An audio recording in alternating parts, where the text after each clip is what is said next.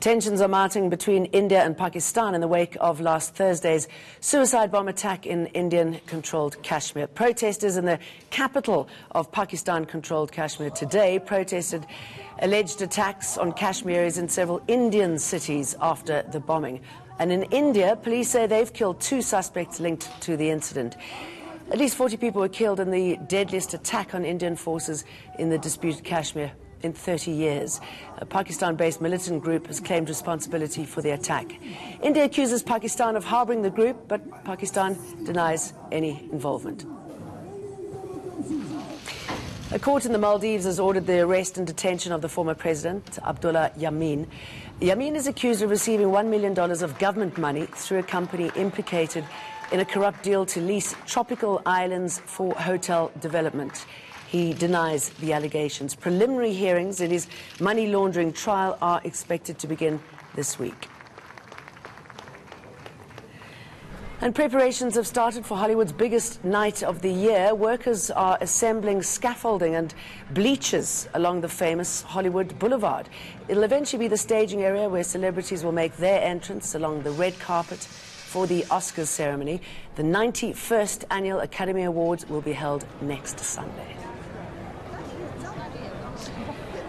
7 MPs have resigned from the British Labour Party. They're protesting Jeremy Corbyn's leadership, including his approaches to Brexit and anti-Semitism. The MPs are not launching a new political party, but will remain in Parliament as the independent group. The resignations come less than 6 weeks before the official Brexit date. Our UK correspondent Ollie Barrett has the story. It could be a significant moment for the Labour Party here in the UK, but also for British politics as well, because there is a very real chance that some MPs from the Conservative Party, the party in government, may be considering their futures as well. On both sides of the House, in both main parties, there has been a level of disquiet among a number of MPs about the direction of their parties, and so what we're seeing here are the first steps in a genuine split in the UK's Labour Party. 7 MPs resigning from the party, saying they can't stomach Jeremy Corbyn's leadership anymore. They can't stomach his Brexit strategy. They can't stomach the anti-Semitism, the way that anti-Semitism has been dealt with by the party, and they are stepping away from the Labour Party that they say they love. Clearly, the important thing here is going to be whether any more MPs jump ship in the coming days and weeks, or whether this does end up being just a handful of parliamentarians that take this decision. And to Nigeria now, the continent's powerhouse has postponed its elections by a week, 5 hours before voting should have taken place on Friday and Saturday. Commerce shut, borders closed, and planes were grounded. It cost a whopping $1.5 billion in revenue loss, with so many poorer voters having to pay to travel to vote. There are serious concerns that many won't make the trip twice in 1 month. Is this a political strategy or a real security issue? And what happens to Nigeria's reputation and economy?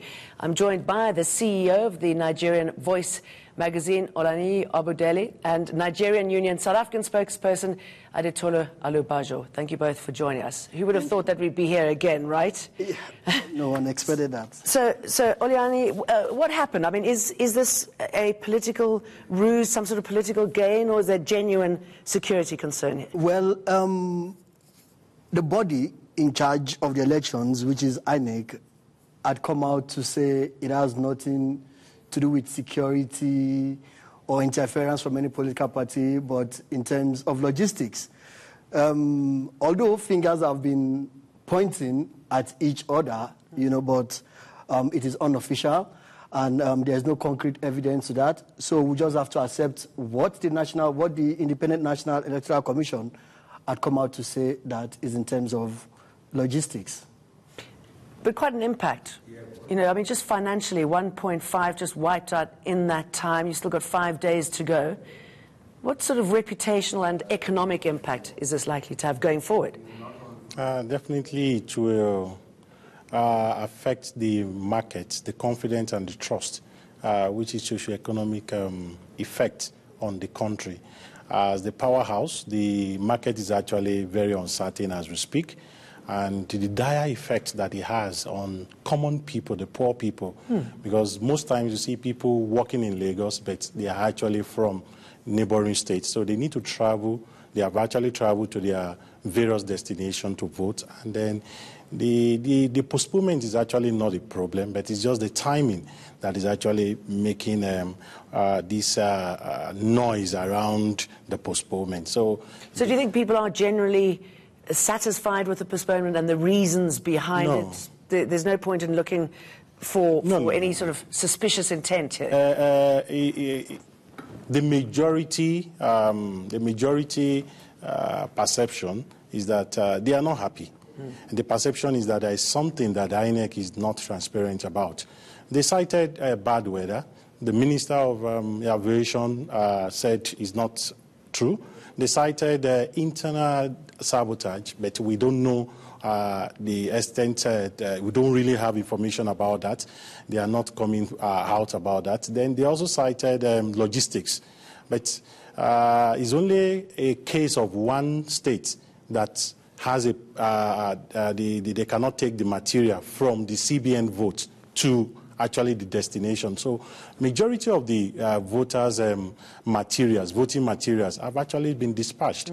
And so there is still lots that Nigerians are asking at this moment, because the timing is something that is of concern. And as usual, I mean, okay, so the Nigerians not happy. The EU says it's happy with this process. It feels it's going to be more free and fair. I would want to take a slight different understanding from what Aditola said.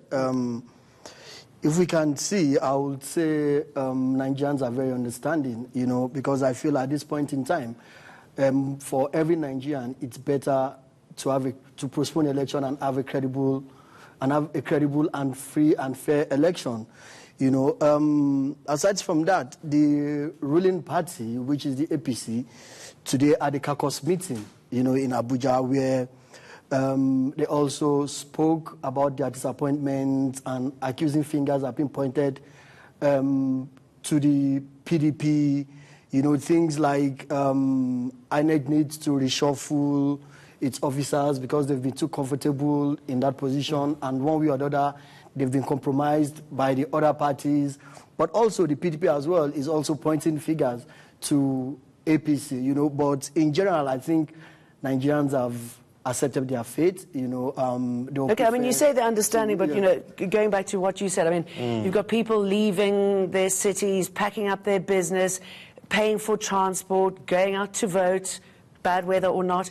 Do you think this will impact on Saturday's elections? They've already been there. They're prepared to do it twice in a month. Definitely it will impact on it. The political apathy will actually come in. And then understanding, yes. And understanding doesn't have anything to do with being happy or not. Nigerians are not happy. Even the ruling party, as we have alluded, they are not happy about it. The president was actually not impressed with the postponement. And so the Nigerian, I can say majority of Nigerians, if you check the social media and even gauge opinion of people, even in diaspora, they are not happy because a lot of people have traveled, even from here. Some of them took 1 week off from work, and then they cannot take another 1 week to say that. And you see, and then of course, if the numbers are not high, then it questions the credibility. That throws that into account. Definitely. It questions the credibility of the election, because by so doing, many people might not turn out for the election, and it gives room for a lot of opportunities for both political parties to play whatever games they want to play. I mean, INEC had come out to say it's logistics, but we all know there is more behind it than the logistical part of it. Okay, so businesses and markets are unhappy. Everybody's on hold waiting for what's going to happen. How do you think the politicians will use this time? You said that they could be playing silly games, but what do they think they'll be trying to turn around for Saturday? I think it's an opportunity for the politicians to actually tie every knot that was loosed before the planned 16th. And also the politicians, like he said, they are pointing accusing finger here and there. And it will actually enable INEC to correct some of those, some of those mistakes that have actually been pointed out, like some of the APC, the ruling party, that are actually having contracts to print PVC, voters' materials and so on. But my concern in particular is that all these reasons cited, can 1 week be enough to actually be able to come up with solutions to it? And so it's such a big problem. Yes, and I felt that if INEC is not actually working around the clock now, there may actually be another postponement. And what do you think the broader fallout will be of being in the sort of political limbo at the moment? Well, the political fallout is quite huge.